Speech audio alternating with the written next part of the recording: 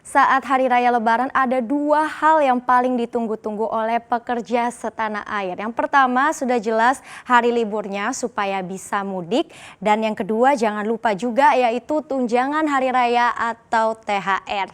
Tetapi pada tahun ini pandemi COVID-19 telah merubah segalanya. Himbauan pemerintah untuk tidak mudik membuat harapan sebagian masyarakat ini buyar. Tidak hanya itu, cairnya THR pun juga ikut terancam karena ternyata banyak pelaku usaha yang mengaku tidak lagi mampu membayar THR pegawainya. Seperti apa selengkapnya kami akan ulas untuk Anda dalam Corona menghantam, THR terancam melayang. Sebuah survei internal begitu diadakan oleh Asosiasi Pengusaha Makanan atau Minuman atau yang biasa disebut dengan GAPMI kepada sekitar 60 anggotanya. Seperti yang ditanyakan begitu, apakah para pengusaha yakin dapat membayar THR pegawainya secara full 1 kali gaji di tahun ini? Secara mengejutkan ternyata yang yakin ini menjawab hanya sekitar 10%. Sementara yang lainnya justru ragu apabila jika mereka pun harus memaksakan untuk membayar THR, ini sebagian menyebut mungkin saja tidak dapat membayar secara full.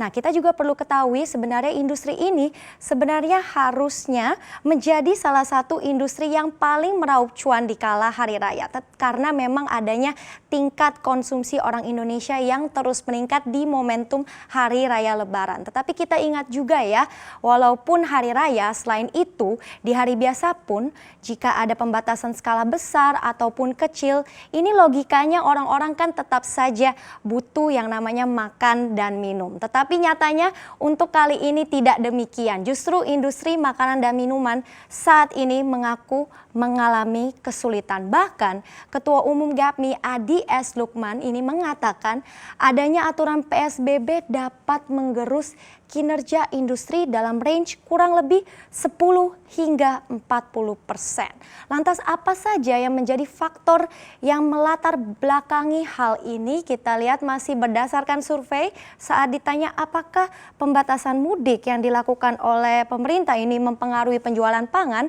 Ternyata lebih dari 60% responden mengatakan iya.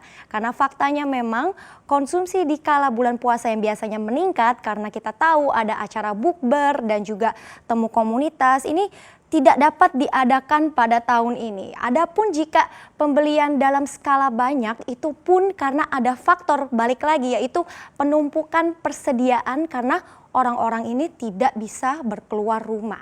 Nah, kemudian ini juga belum terhitung lagi dengan penjualan makanan ringan grosir dan ataupun kue-kue yang biasa menjadi jamuan begitu ya untuk para tamu dan keluarga yang datang di kala Lebaran. Ini angkanya bahkan diperkirakan sangat-sangat merosot tajam karena adanya larangan mudik. Dan itu sebabnya jika survei ini juga menanyakan seberapakah yakin penjualan akan tetap stabil selama pandemi corona, dari level keyakinan 1 sampai 5 kita lihat lebih dari 70% ternyata tidak yakin penjualan bisa stabil. Yang artinya jika ada pesimisme dari para pengusaha akan pemasukan mereka, maka tentu saja ya pembayaran THR yang ditunda mungkin saja menjadi salah satu opsi bagi mereka untuk mempertahankan keberlangsungan usaha. Dan selanjutnya mari kita lihat juga apa saja bagaimana proyeksi cash flow dari para pengusaha industri makanan dan minuman. Kita lihat ternyata menurut survei lebih dari 50% hanya mampu bertahan tidak lebih dari 5 bulan. Setelah itu bagaimana? Bisa saja ada kemungkinan yang namanya gulung tikar. Karena mayoritas di kelompok ini bilang mungkin masih bisa mampu menjalankan usaha tetapi hanya dalam durasi 1 sampai 3 bulan saja. Jadi memang balik lagi, kontinuitas usaha tidak lepas dari ada tidaknya modal yang bisa kembali diputar yang kemudian menjadi acuan untuk pertanyaan berikutnya. Apakah mereka akan mengurangi kapasitas produksi dan apakah mereka juga berencana jangan-jangan melakukan pengurangan karyawan atau PHK dan hasilnya 64% mengaku berencana menempuh suku langka itu karena tekanan yang ada akibat pandemi corona. Jadi merosotnya konsumsi ini juga kita bisa lihat ya, tidak lepas lagi dari pukulan yang dialami oleh industri-industri lain yang memang sangat erat kaitannya dalam memicu konsumsi masyarakat. Seperti contoh industri usaha lain di bidang restoran dan juga pusat perbelanjaan. Kita tahu saat ini mal masih tutup, berarti tidak ada konsumsi, tempat wisata umum juga ditutup, larangan sementara penerbangan domestik juga ditutup, dan kemudian tidak ada yang menginap di hotel, yang berarti tidak ada pengunjung. Sampai juga termasuk rapat-rapat atau konferensi yang biasa digelar setiap hari. Kini rapat ditiadakan, maka tidak ada juga pemasukan untuk bisnis catering. Dan belum lagi acara selebrasi seperti ulang tahun dan nikahan yang ditunda dan bahkan dicegah. Ini pastinya lagi-lagi berimbasnya pada apa? Pasti pada penjualan industri makanan dan minuman. Jadi mungkin saat ini para pengusaha tidak bisa ya mengharapkan yang namanya untung.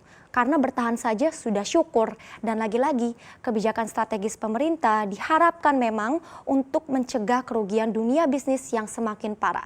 Untuk sebagian usaha mungkin THR yang tertunda tidak bisa terhindarkan. Meski begitu sebisa mungkin kita harapkan agar mereka menyelamatkan usahanya ini tetap harus dilakukan agar tindakan PHK ini jauh dari bayangan nyata.